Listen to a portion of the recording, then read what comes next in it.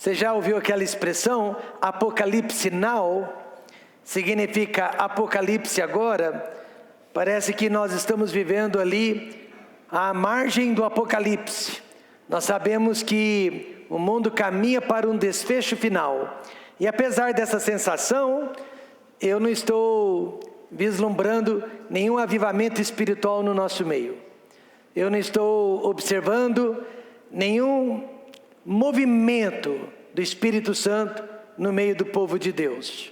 Mas todos estão realmente cientes de que a qualquer momento nós seremos não surpreendidos, porque já sabemos que vai acontecer, mas nós seremos pegos pelo arrebatamento da igreja.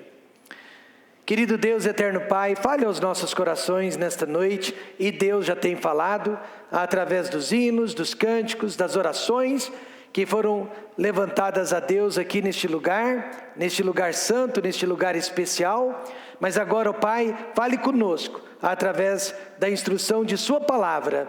Nos dê o poder do Espírito Santo, ó Pai, para pregar a Sua palavra. Nos dê o vigor físico e espiritual que precisamos para trazer esta palavra. No nome de Jesus, amém. Porque Deus irá permitir o Apocalipse? Quando Jesus Cristo, irmãos, durante a tribulação, abrir o 7º selo, lembrem-se, há 7 selos, e quando ele chegar no último, haverá 7 anjos. E esses anjos, cada um tocando então 7 trombetas ao todo, e após as trombetas, 7 taças da ira de Deus. E cada anjo vai tocar uma trombeta, um após o outro. Não vai ser ao mesmo tempo, mas um após o outro, e aí mais julgamento será lançado, derramado sobre a face da terra. Então, quem pensou que o pior já tinha passado com os primeiros 6 selos, se enganou. Por exemplo, que tipo de julgamento irá cair sobre a terra através da 5ª e da 6ª trombeta? Só para você ter uma ideia, na 5ª trombeta, Satanás, que é a estrela caída, receberá poder sobre todas as criaturas que hoje estão no inferno. Há criaturas realmente que habitam o inferno, e elas ainda não foram soltas para atormentar a terra. E quando chegar este momento, Satanás terá poder sobre elas. Aí Satanás, ele irá abrir as comportas do inferno, e haverá trevas sobre a face da terra, por causa da fumaça.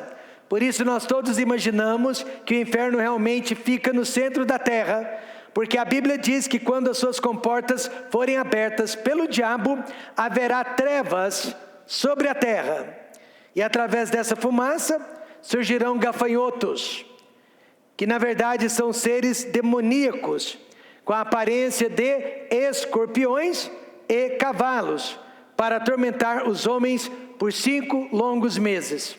Imagine essas criaturas do inferno, têm a aparência de gafanhoto, ao mesmo tempo que tem a picada de escorpião e que tem também a força de cavalos. 5 meses terão poder para atormentar todos os habitantes da face da terra. Os homens buscarão a morte, mas não a encontrarão.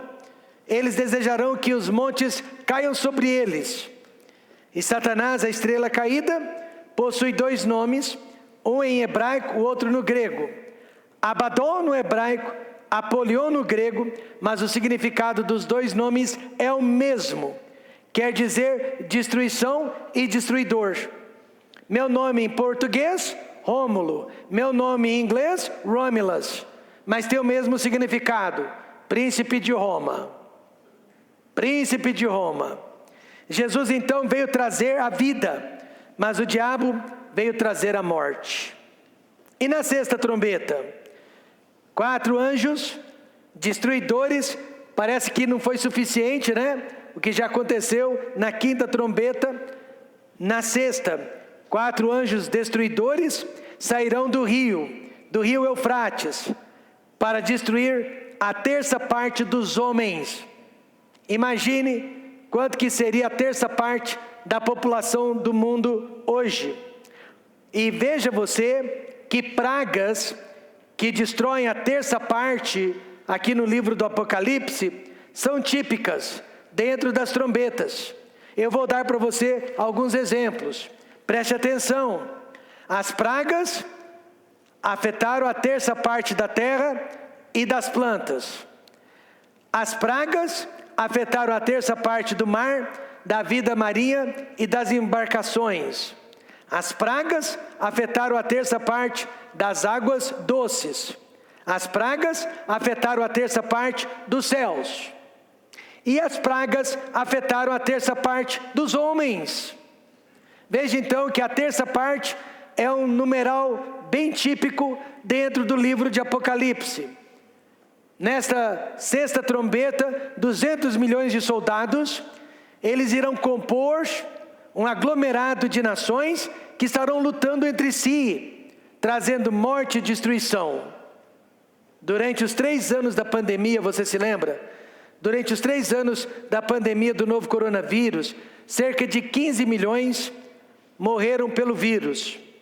Mas, irmãos, no tocar da sexta trombeta, irão morrer aproximadamente 2 bilhões e 110 milhões de seres humanos.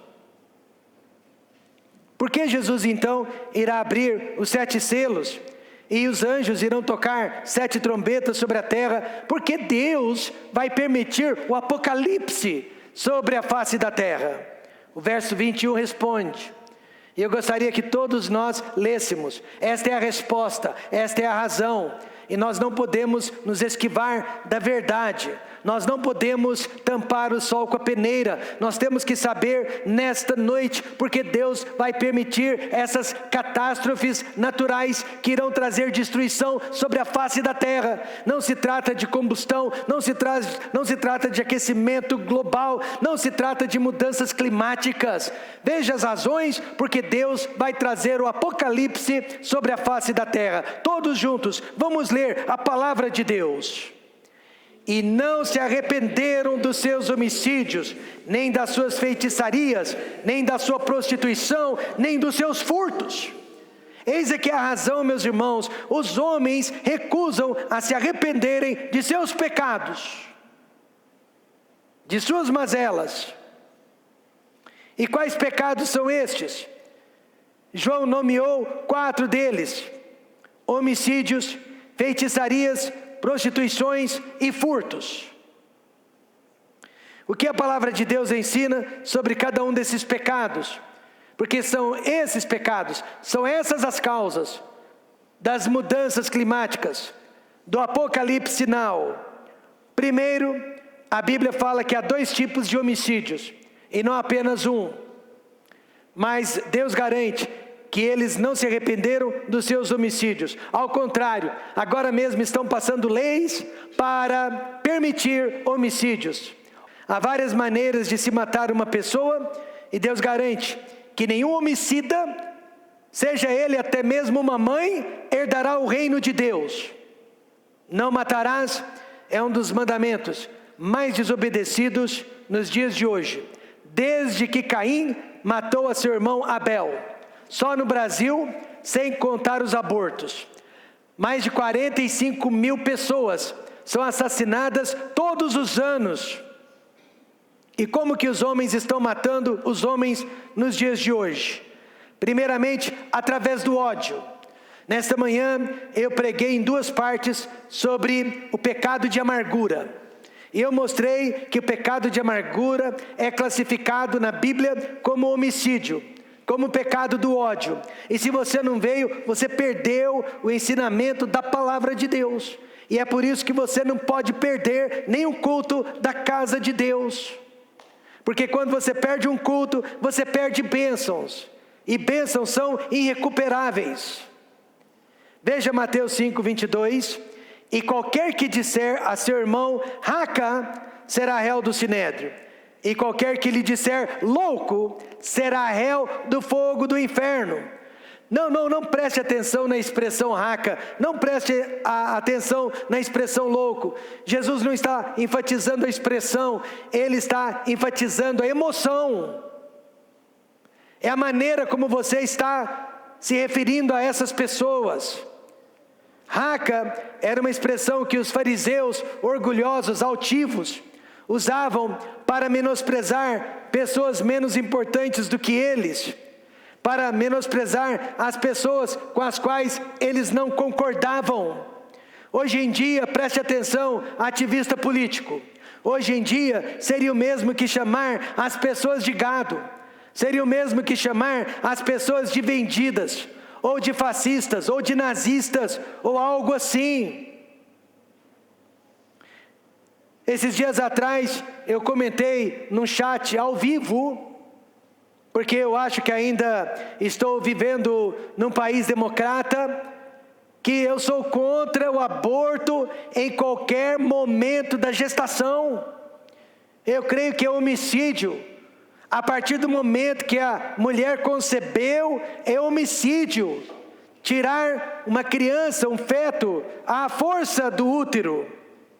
Alguém não gostou do meu comentário, não aceitou o meu comentário, e disse que com certeza eu fazia parte do gado.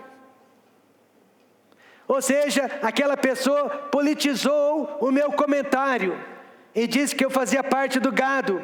E na hora, indignado com aquele comentário, eu fiz um outro, pior ainda. Eu disse para aquela pessoa, é melhor fazer parte do gado do que fazer parte dos burros.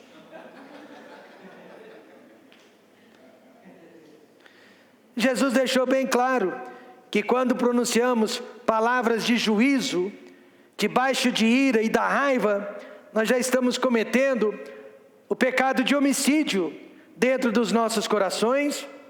Só falta agora o ato físico, pois o emocional já foi tomado. Assim sendo, os lares estão cheios de homicidas. A política está cheia de homicidas. Os meios de comunicação estão cheios de homicidas. E pasmem, as igrejas estão cheias de homicidas. Quando Jesus se irou contra o contrabando que estava ocorrendo dentro do templo, da casa de Deus, a ira dele foi contra o pecado, e não contra os pecadores, pois Jesus Cristo jamais sentiu ódio contra o ser humano.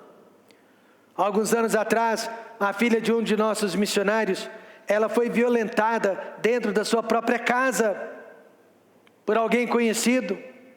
E quando o pai daquela criança soube o que havia acontecido, ele disse que teria matado aquele estuprador com as próprias mãos. Mas a polícia chegou antes dele e levou o psicopata. 3 dias depois, aquele pai foi visitar o criminoso na cadeia e lhe pregou o plano de salvação. Desde então, eu faço questão de apoiar o ministério daquele missionário, pois eu sei que ele deve ser um homem cheio do Espírito Santo, porque sem o Espírito Santo, nem o Pai conseguiria fazer o que ele fez. Nós não temos o direito de sentir ódio contra nenhum ser humano que foi criado à imagem e semelhança de Deus. O ódio é o primeiro passo para se tirar a vida de uma pessoa, mas não é exclusivo, viu? Hoje em dia, os homens estão matando sem motivo algum também. Estão matando através da indiferença. Tiago 2,13 diz: porque o juízo será sem misericórdia sobre aquele que não fez misericórdia, e a misericórdia triunfa do juízo. Então, a Bíblia realmente ensina que haverá graus de juízo, haverá graus de sofrimento, haverá graus de pagamento no inferno. Nem todos irão pagar do mesmo jeito, sofrer do mesmo jeito. O grau de punição será diferenciado. Deus é juiz, amém, irmãos? E a Bíblia diz que não faria justiça o juiz de toda a terra, e ele será justo no seu castigo. Então o inferno não será o mesmo para todos. Não haverá então misericórdia para quem não ofereceu misericórdia. Este princípio vale tanto em vida como após a morte. Jesus disse em Mateus 11:24, Eu vos digo, porém, que haverá menos rigor, menos punição para os de Sodoma no dia do juízo do que para ti. E ele estava falando de uma cidade indiferente, sem graça, sem misericórdia no coração, uma cidade impiedosa. E ele disse: para aquela cidade haverá menos rigor para os sodomitas do que para vocês indiferentes, do que para vocês injustos. Mais prevalente que o ódio é a indiferença entre os homens, que foi muito bem ilustrada na parábola do bom samaritano. O sacerdote e levita, que deveriam dar o exemplo, a Bíblia diz, passaram de largo, deixando o homem ferido e à mercê da sorte. O samaritano, que não tinha nada a ver com isso, sujou a roupa para socorrer o ferido e ainda gastou com ele para a sua recuperação. Vejamos então alguns exemplos de indiferença que estão matando as pessoas, ou de uma vez ou aos poucos. Primeiro, aquele que comete suicídio sem pensar na situação da família dele depois. São as pessoas mais egoístas que existem no mundo, pois elas se matam e não pensam na dor que vão causar para aqueles que vão ficar atrás. Aquele que desvia dinheiro da saúde, da educação, da segurança e da infraestrutura, sem se importar com as milhares de vidas que irão morrer por falta desses serviços. Em 2015, eu fui chamado ao banco, onde o meu pai, aposentado, tinha uma conta. E ele estava devendo um empréstimo que supostamente ele havia feito de 15 mil reais. Mas ele não se lembrava de ter feito este empréstimo, e ele nem sequer sabia onde foi parar esse dinheiro. E ao falar com a gerente do banco, ela disse que não havia nada que podia fazer, pois o empréstimo foi feito na origem da sua aposentadoria. 10 anos mais tarde, agora através da CPI do INSS, nós sabemos o que aconteceu. Essas pessoas que estão tirando dinheiro da saúde dos idosos, elas também estão cometendo homicídio.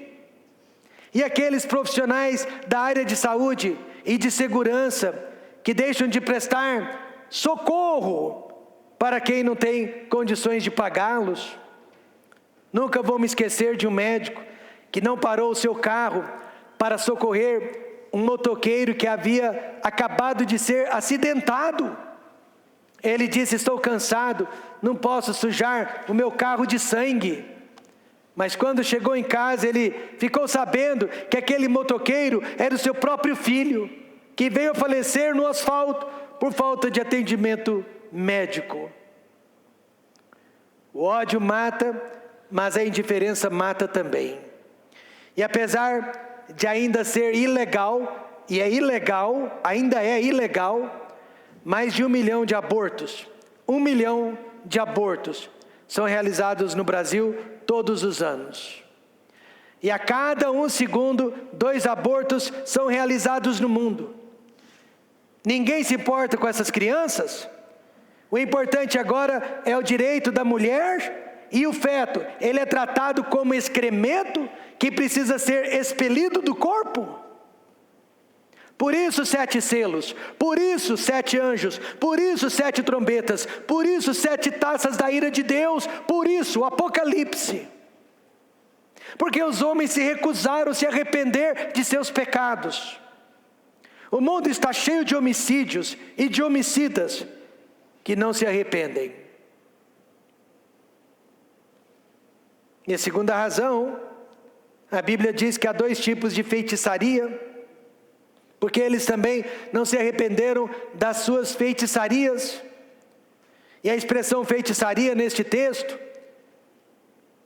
pasmem, médicos e farmacêuticos que estão conosco aqui nesta noite, a expressão feitiçaria literalmente quer dizer farmacopeia. É a palavra grega farmacopeia. Isso quer dizer alopata, homeopata, fitoterápica ou de qualquer outra categoria, farmacopeia. Nos últimos tempos, a farmácia iria dominar a vida das pessoas.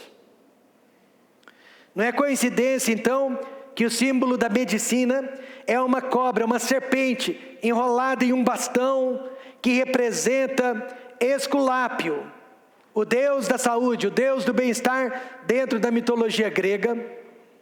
Nos últimos tempos, os homens iriam tirar os olhos de Deus, iriam tirar os olhos da palavra de Deus, e os homens passariam a olhar apenas para a chamada ciência.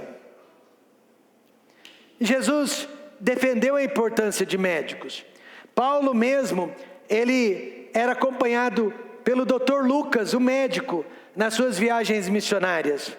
Nada contra médico, mas ao mesmo tempo a Bíblia adverte, em Jeremias 17, verso 5, maldito o homem que confia no homem e faz da carne o seu braço e aparta o seu coração do Senhor.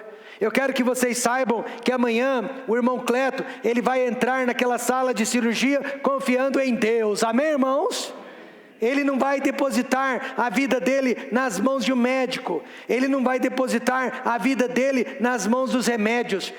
Ele agradece a Deus pelo conhecimento que Deus nos permitiu, mas ele sabe, Deus é o único que pode segurar a vida do irmão Cleto nas mãos.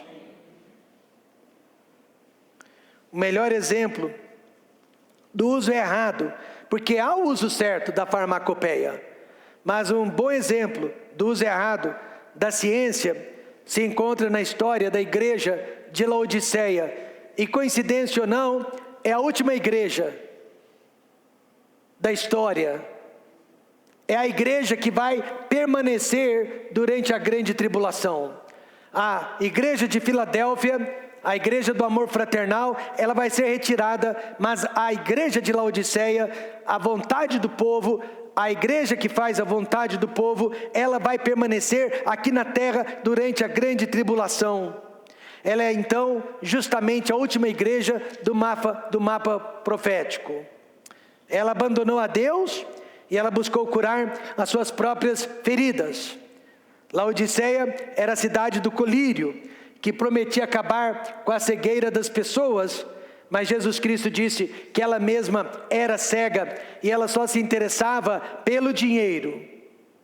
Quais são então os dois lados negativos da farmacopeia? Quais são os dois lados negativos da chamada ciência?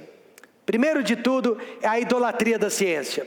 E você e eu vimos a idolatria da ciência durante a pandemia da Covid-19. Nós vimos que os homens estavam ajoelhados perante a ciência, sim ou não? Nós vimos a idolatria da ciência. Mas veja o que Paulo nos ensina em 1 Timóteo 6, verso 20. Ó Timóteo, guarda o depósito que te foi confiado, tendo horror aos clamores vãos e profanos e às oposições da falsamente chamada ciência. Existe a falsamente chamada ciência, é aquela que se opõe à palavra de Deus, é aquela que se opõe a Deus, ela se considera a dona da verdade.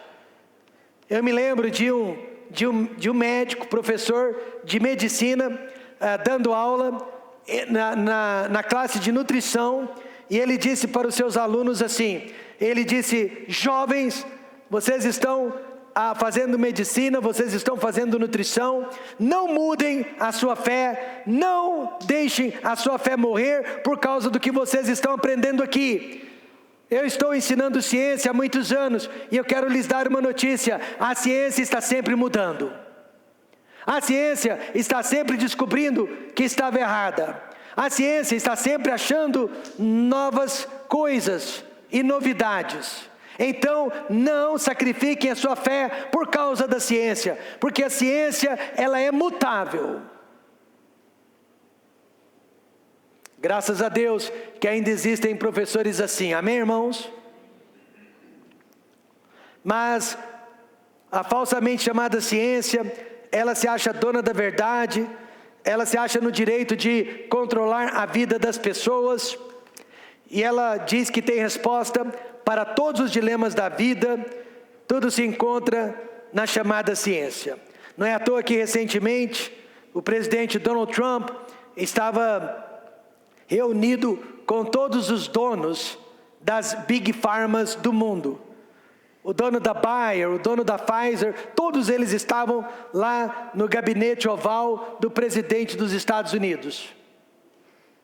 E não me pergunte quem foi, mas de repente um deles desmaiou na frente do presidente. E agora, cadê a ciência dele? Amém, irmãos? Cadê a ciência dele? Nenhuma ciência é capaz de nos dar a vida eterna, só o Senhor Jesus Cristo. Existe um neurocientista, ele é americano, chamado Samuel Harris, e ele está propondo a criação de uma ciência da moralidade. Ele quer encontrar uma vacina, e depois não querem que a gente desconfie de vacinas, mas ele quer encontrar uma vacina que possa tirar de nós a necessidade de religião. Ele quer acabar de uma vez por todas com a influência da religião sobre a raça humana.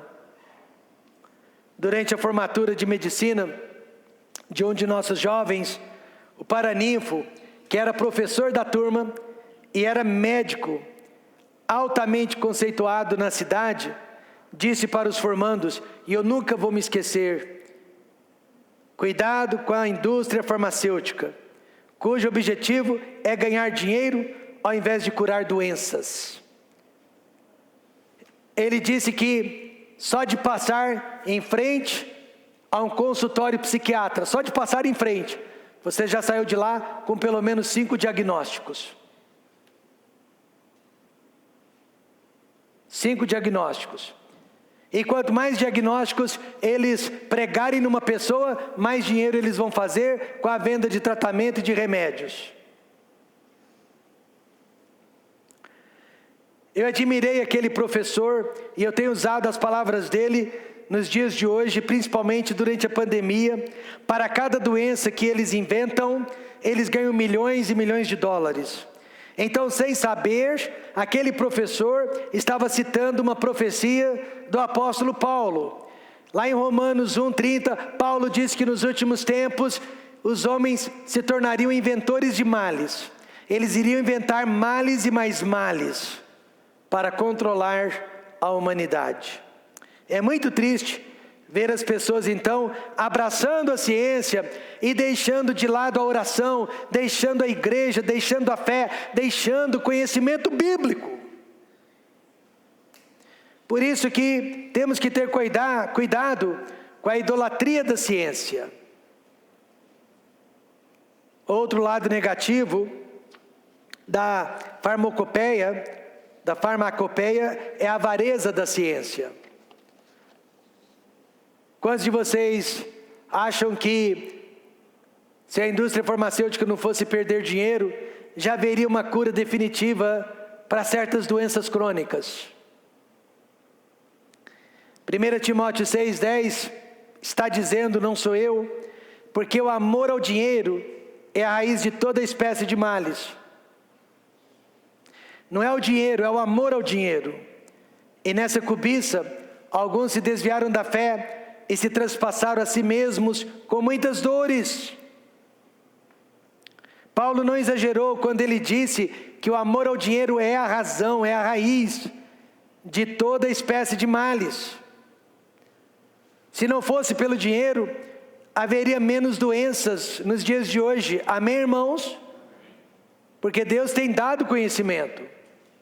Se não fosse pelo amor ao dinheiro, não haveria cartéis de drogas, não haveria traficantes de drogas.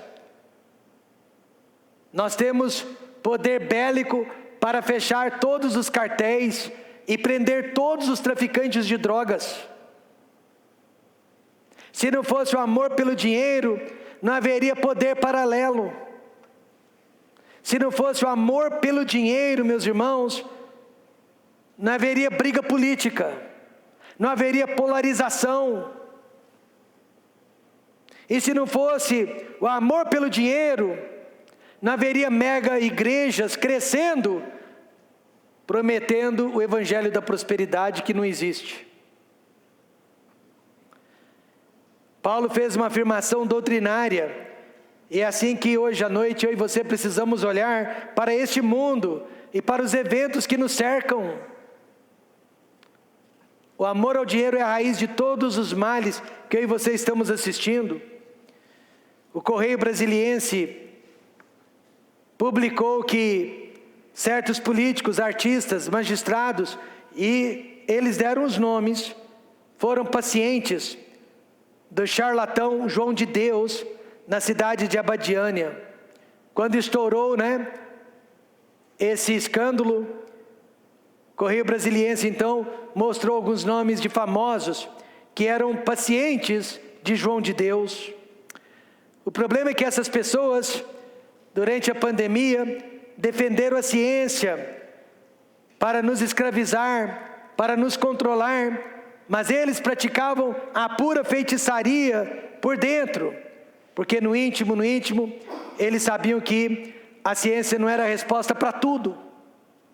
E com certeza nesta noite muitas pessoas estão sendo curadas por charlatões, curandeiros, como João de Deus, porque a Bíblia diz que Satanás se transfigura em anjo de luz, então Satanás também cura, a fim de manter as pessoas cada vez mais atreladas no erro e longe de Deus.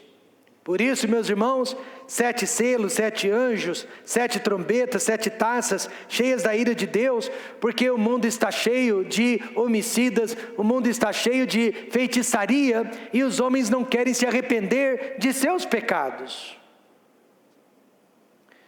Mas em terceiro lugar, a Bíblia fala também que há 2 tipos de prostituição,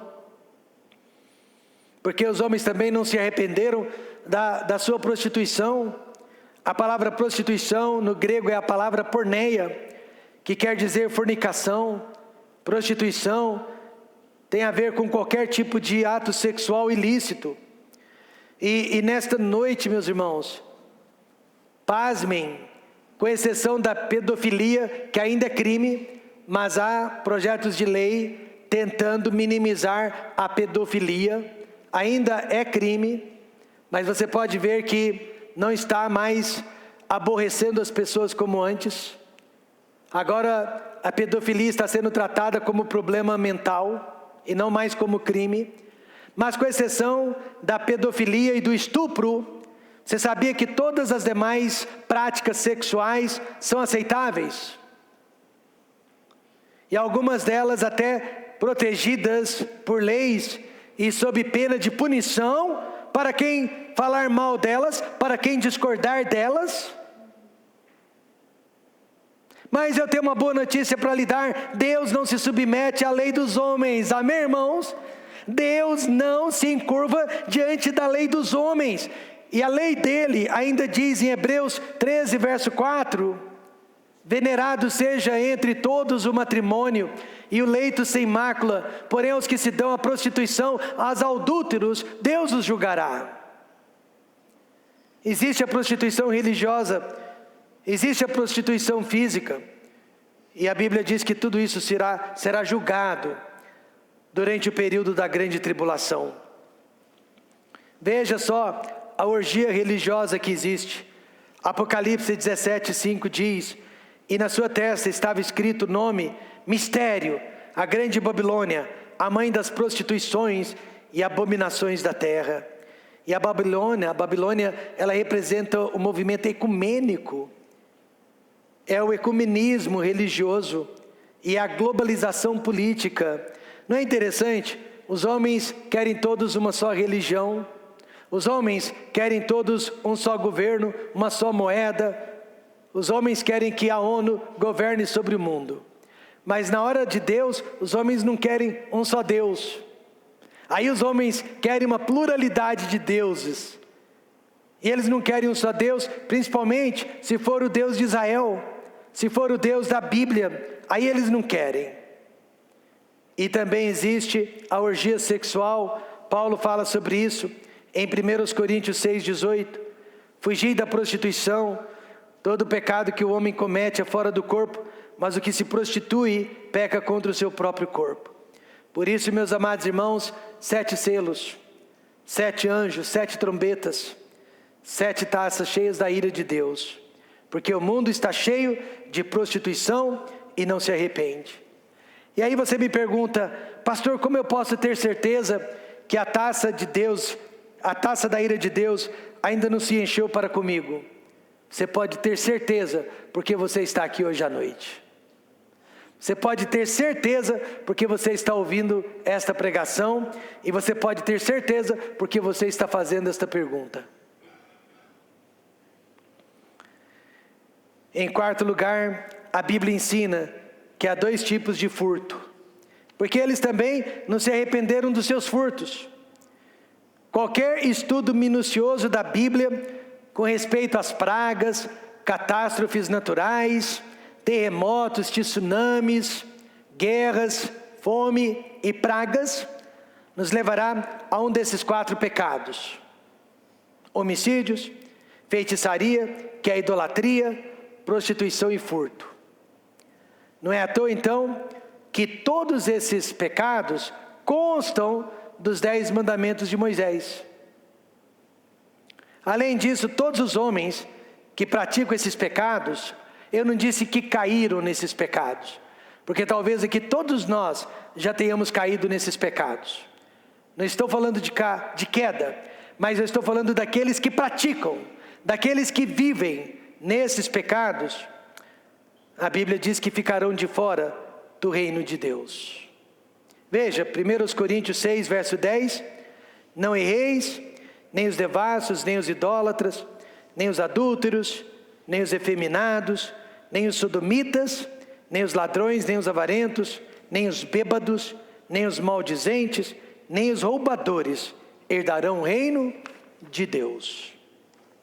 No Código Penal brasileiro, há vários tipos de furto, que me corrijam os advogados: simples, qualificado, famélico, peculato, e nem procure entender esses termos, porque aos olhos de Deus há apenas 2 tipos de furto: é o latrocínio e o furto simples. Veja primeiro o furto com violência. Jesus fala dele em Lucas 10:30. Descia um homem de Jerusalém para Jericó e caiu nas mãos dos salteadores, os quais não só o despojaram, mas olha, espancando-o, se retiraram, deixando-o meio morto. Então os salteadores tinham certeza que eles haviam matado a sua vítima. Aí eu pergunto, precisava ter ferido a vítima? Precisava ter tirado a vida da vítima? Claro que não.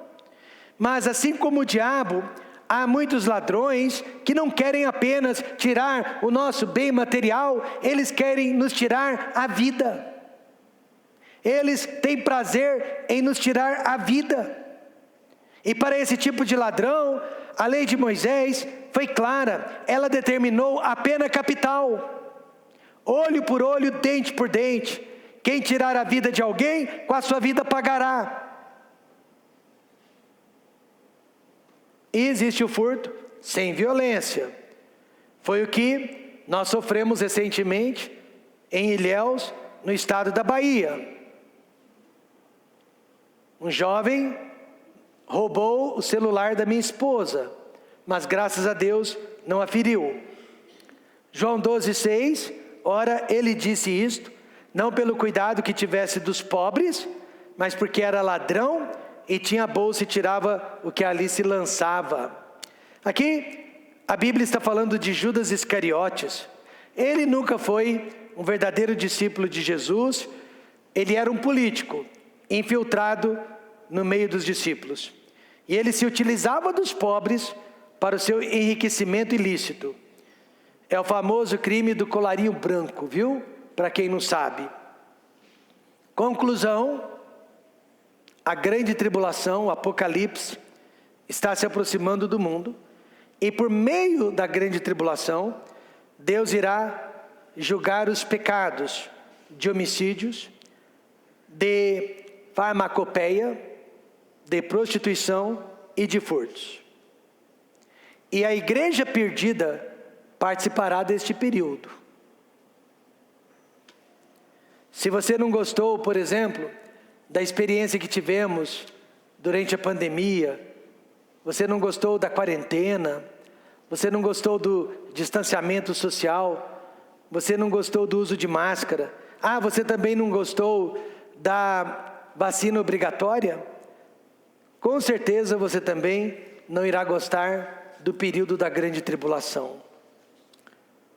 Para não fazer parte desse período, você precisa guardar a palavra de Deus. Guardar a palavra de Deus dentro do seu coração. E viver a palavra de Deus. A palavra de Deus é o seu único escape do Apocalipse. Veja a promessa que Jesus fez para a igreja de Filadélfia. Ele não fez essa promessa para a igreja de Laodiceia. Hoje à noite, talvez haja 2 igrejas aqui, Filadélfia e Laodiceia. Você decide qual é a sua. Mas só Filadélfia vai subir. Filadélfia é a igreja que guarda a palavra de Deus. E Jesus prometeu para ela, em Apocalipse 3:10, vamos ler todos juntos. Esta é a certeza, é a garantia de que nós não vamos passar pela grande tribulação. Jesus disse, vamos ler, como guardaste a palavra da minha paciência, também eu te guardarei da hora da tentação que há de vir sobre todo o mundo, para tentar os que habitam na terra. Quantos acreditam na promessa de Jesus? E Ele prometeu, vai nos livrar, vai nos guardar da hora da tentação que há de vir sobre todo o mundo. Está falando do Apocalipse, está falando da grande tribulação. Agora você sabe porque Deus vai permitir o Apocalipse. Cada dia que passa, eu vejo mais e mais injustiça nesse mundo. Eu vejo mais e mais pecado, arrogância. Eu vejo mais e mais rebeldia. Mas eu me conforto, eu me consolo em saber que Deus está no controle. Deus está no controle. E Deus sabe quando impor limite ao pecado e à maldade dos homens. Inclusive ao nosso pecado e à nossa maldade. Mas eu repito, se você está aqui nesta noite, o copo da ira de Deus ainda não transbordou em relação a você. Por isso você está aqui nesta noite. Vamos fechar os olhos e vamos orar.